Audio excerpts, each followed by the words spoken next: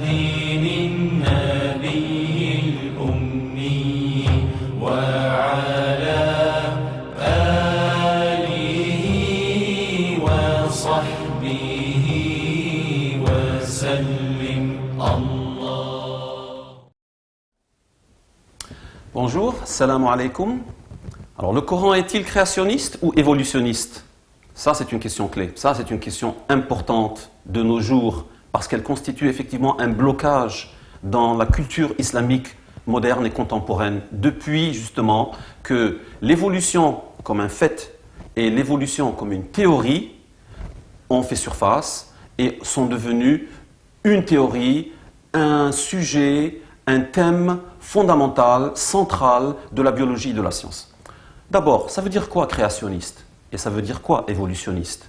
Le créationnisme, c'est cette idée que les organismes, les espèces, l'homme, le cheval, le chat, les plantes, les arbres, etc., tout cela a été créé tel quel, tel que nous sommes aujourd'hui. C'est comme ça que nous sommes apparus sur Terre. Il n'y a pas eu de changement. Nous ne sommes certainement pas issus, selon le créationnisme, d'espèces ou d'animaux antécédents.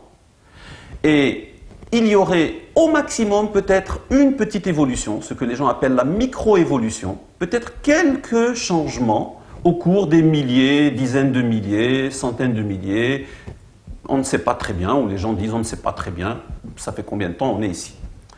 L'évolutionnisme, par contre, dit non, les espèces ont évolué et elles ont évolué l'une des autres. Nous avons des antécédents communs. On ne descend pas forcément du singe, mais nous avons des antécédents communs, nous avons des ancêtres communs avec le singe, le gorille, et si on remonte beaucoup plus loin avec le cheval, et si on remonte très très très loin avec même le poisson ou le reptile. Alors, le Coran est-il créationniste, donc selon cette définition, ou bien évolutionniste? La plus grande majorité des musulmans aujourd'hui sont créationnistes.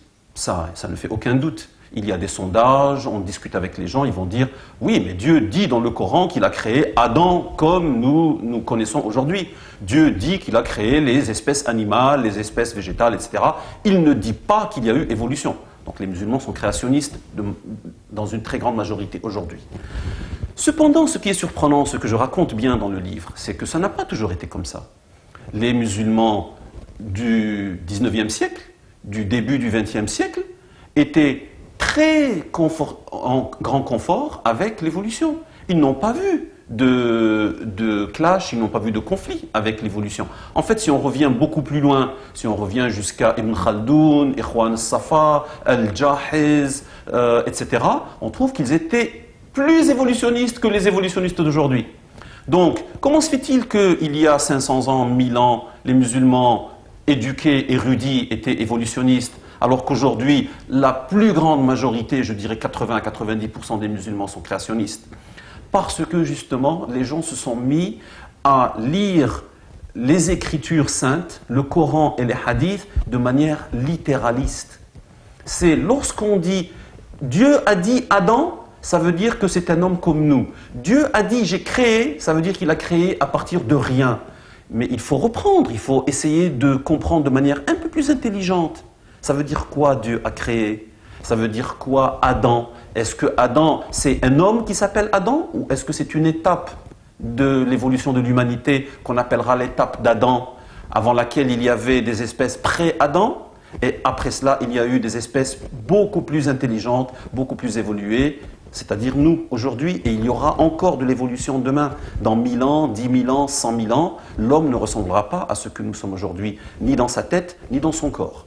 Maintenant, lorsque on se débarrasse de ce littéralisme et qu'on commence à regarder le Coran maintenant de manière beaucoup plus intelligente, beaucoup plus nuancée, avec une compréhension en profondeur, à plusieurs niveaux, c'est là l'esprit d'Averroès, parce que Averroès nous enseigne, nous dit, si vous lisez le Coran sur tous les sujets, scientifiques ou non, vous allez voir qu'il y a une lecture superficielle qui est donnée au commun des mortels, une lecture beaucoup plus sophistiquée qui est donnée aux érudits, aux savants, et une lecture encore plus profonde pour les gens qui sont vraiment versés dans le savoir. C'est ce que dit Allah dans le Coran, Ar-Rasikhuna fil ilm.